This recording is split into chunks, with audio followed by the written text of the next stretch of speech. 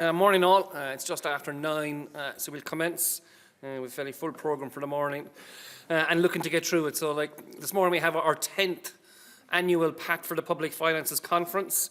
When looking at organising these events on an annual basis, you're looking at trying to focus maybe on some of the more longer term issues that mightn't necessarily get the attention or the focus as we go through our typical year for the Fiscal Council, responding to budgets and various publications by the government. But this conference gives us an opportunity to delve into that more deeper, longer term stuff and see where the future directions of the public finances might be.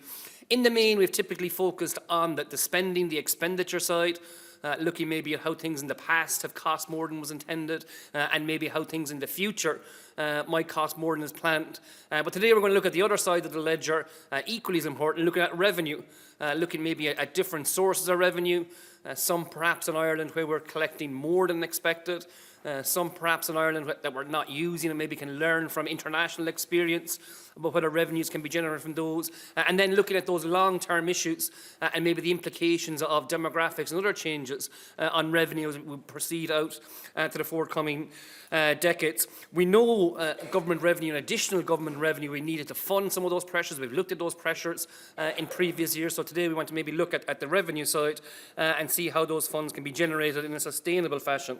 We've assembled an excellent set of speakers to take us through a variety of these issues throughout the morning. The slides and the programme are available throughout the morning on the website. The QR code here will direct you to that, but if you go to the Fiscal Council website, you'll also get access to the programme and the slides.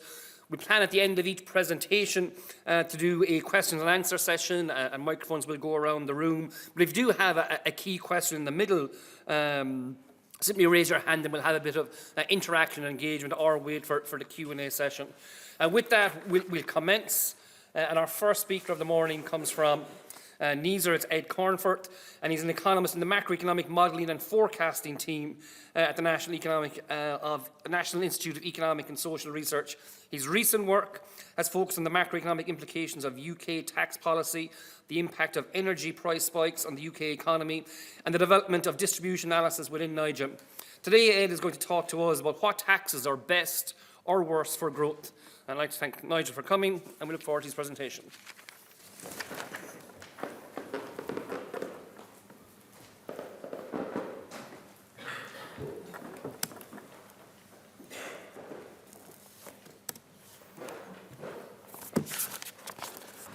All right, good morning, everyone. So I'm Ed. Today I'm going to be talking about which taxes are best and worst for growth based on analysis that we've done at the National Institute of Economic and Social Research using our economic model, NIGEM. So from the title, it sounds like I come with all of the answers, but actually I think by the end of this presentation you'll have more questions. But hopefully that will set you up for the rest of the today, and then hopefully the other distinguished speakers will be able to provide good answers to those. So just a bit of motivation.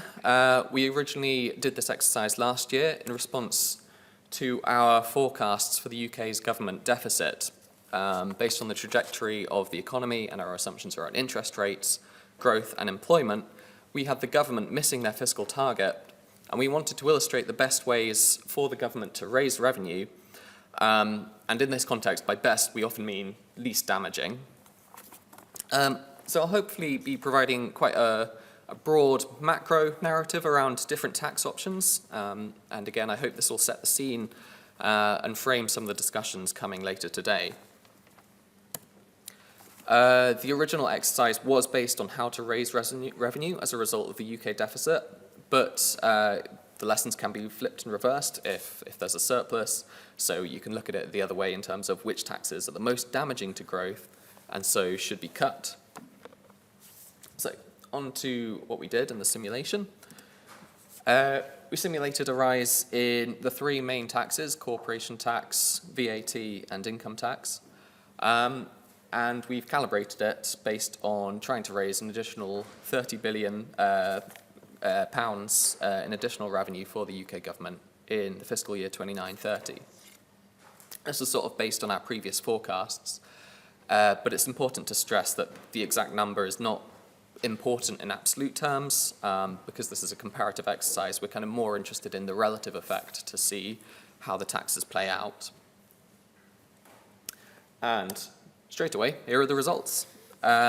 We have in this, on this graph the impact on real GDP in percentage terms as a difference from from our baseline forecast for each tax in the first, fifth, and 10th year of the tax being introduced. So all taxes, as can be seen and as can be expected, reduce real GDP, but the relative size of each tax and the timing of each tax is very different.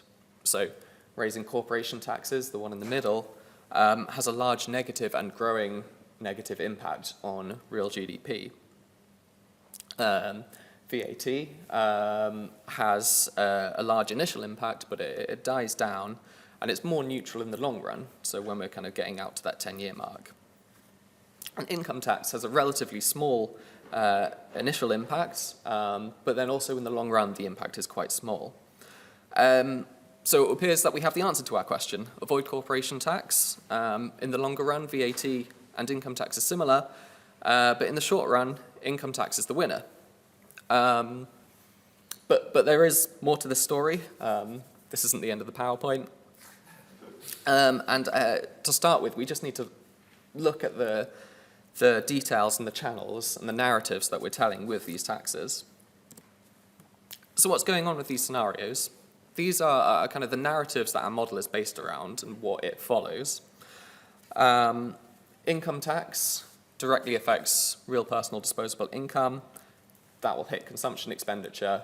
That will be primarily demand-side impact on the economy. Higher corporation taxes raise the user cost of capital, lead to lower investment, which especially is the last thing that you want to do if one of your main aims of having prudent fiscal policy is to bring financing costs down. And then VAT will hit consumer prices, which has both a sort of a demand side and a supply side impact, if you want to think of it like that, which lowers real personal disposable income, but potentially leads to a central bank response, raising interest rates to reduce the inflationary impact, but also eating into firm profit margins if they absorb some of those costs. I think it's useful here to really dive into how investment behavior changes under the different tax scenarios that we've done. So corporation tax, unsurprisingly, has a big damaging effect on business investment. If there's a lower return on investment, you will invest less. VAT, slightly inflationary, so can slightly push up borrowing costs if the central bank has the capability to respond, but also if the businesses do not pass all of their costs on to consumers. Now, the story with income tax is a bit more complex. So essentially, taxes can potentially boost national savings rates. If you're taking people's income away, then by definition, they're spending less than they earn. Now, there's a lot of assumptions behind this statement. So we're assuming that the central bank is able to respond and lower interest rates in response to weaker demand and therefore crowd in private investment. This is an assumption about what the central bank is able to do. It's also making an assumption about how open the economy is. So if you're in a highly open economy, if domestic interest rates are largely tied to global rates, the potential for crowding in investment through rate cuts and the actual impact of higher savings rates through an income tax massively dampened. But I think the important takeaway point here is if the ultimate aim of fiscal policy is to provide that sort of business certainty, that long-run trajectory for the public finances, and you want to provide that certainty to crowd in private sector investment, why raise taxes if it has the opposite effects? And so from this perspective, we need to think about fiscal policy needing to be integrated into the broader macroeconomic framework, and think carefully about the goals of fiscal policy, and think about them beyond just fixing a fiscal deficit, and ask ourselves, is the economic wedge that's created by certain taxes worse than the problems created by just having a deficit in the first place. If we run a similar exercise across different countries, we can simulate a fiscal consolidation using income tax and just have a bit of a comparative. And we can see that the average response can change considerably depending on the country. And this all will depend on trade openness, savings behaviour, capital mobility, import responsiveness to domestic consumption, and the monetary framework that a country is operating under. So when conducting fiscal policy, all of these things will need to be taken into account and thought about carefully within the country-specific nature of the question. But even beyond that, we have even more considerations. So looking at an income tax, is there some sort of credibility effect? If the government fiscal policy boosts credibility and business confidence, if there's prudent fiscal policy, can this reduce borrowing costs and lowering borrowing? Are financial markets charging a premium on bond yields? And by having prudent fiscal policy, are we reducing this premium? This can lower costs in a broader sense across financial markets, crowding in even more business investment. So that's a possible optimistic, this is a good thing if we have taxes. But on the negative side, labour disincentives. If labour supply responds at the intensive margin and people work less hours, this can also have a long-run supply-side impact on the economy. So we can also rerun exactly the same scenarios, but taking on board these considerations. And these are the results. So we can now look at what happens if we make really optimistic assumptions and actually this is really good for the economy, or if we have pessimistic assumptions and we say this is going to really impact labour supply. The middle line here is the results of the default simulation. And we can see that under an optimistic scenario, there is actually a long-run boost to GDP. So GDP actually comes up above the baseline. Well, under the pessimistic scenario, GDP substantially and persistently lowers because of the supply-side impacts on the labour supply.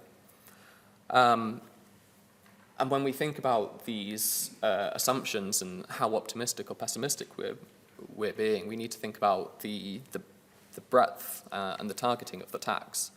So if we have a narrower tax base, if we focus the tax on individuals more rather than a broader group, we'll see a larger behavioural response. So that might force us more down into the pessimistic path rather than the optimistic path. In a similar vein, we can look at considerations for the VAT scenario. So firstly, the extent to which VAT is passed on to consumers through higher prices. There is a trade-off here, potentially lower initial inflation, but potentially higher costs to business, which can affect the growth profile. And again, the central bank reaction. If the shock is inflationary, will there be a rise in interest rates? Now, the central bank may look through this as a one-off increase, but if they're really worrying about inflation expectations, which is especially the case in the UK at the moment, maybe they want to react anyway to maintain credibility and to really force inflation expectations down.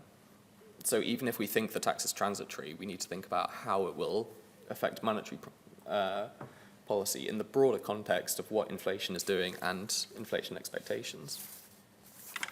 And finally, and this is not something that we model explicitly, so I'll be very brief on this, there are significant distributional consequences of VAT and where it lands. So if we target it on luxury goods or consumer staples, can affect whether the overall tax is regressive or progressive. But again, this has base implications. So a narrower focus will have less generalized inflationary pressure, but it also will lead to less revenue and a higher behavioral response because people are facing a higher specific marginal tax rate for whatever is the tax is being charged on. And again, we can look at the optimistic and pessimistic results, showing a potential boost again in GDP but also a potentially more severe negative reaction. So here we have the VAT scenarios where the central bank looks through inflation and the government's debt reduction helps to reduce interest, financing costs. And we play with the pass-through to consumers, so it's plus and minus 10% of what it otherwise would be.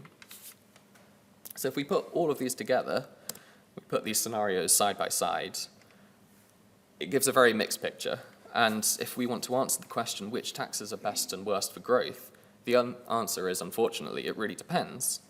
The question is not just which tax, but how to implement it, how to communicate it, and the importance of the narrative behind the taxes. Because if we have different narratives, if we make different assumptions, this will lead to significantly different answers in how the tax plays out. Potentially good, potentially bad. So if we think about the key takeaways, despite the promise of this presentation, we're not going to say which tax is best and worst for growth. Economic context is absolutely key here. So here are some of the questions that we need to be asking ourselves. Does the tax contribute to inflation expectations? Does it increase or reduce uncertainty in the private sector? And how does that affect the cost of capital and how firms see wider borrowing costs? Does it affect national savings rates? And if so, does that interact with monetary policy?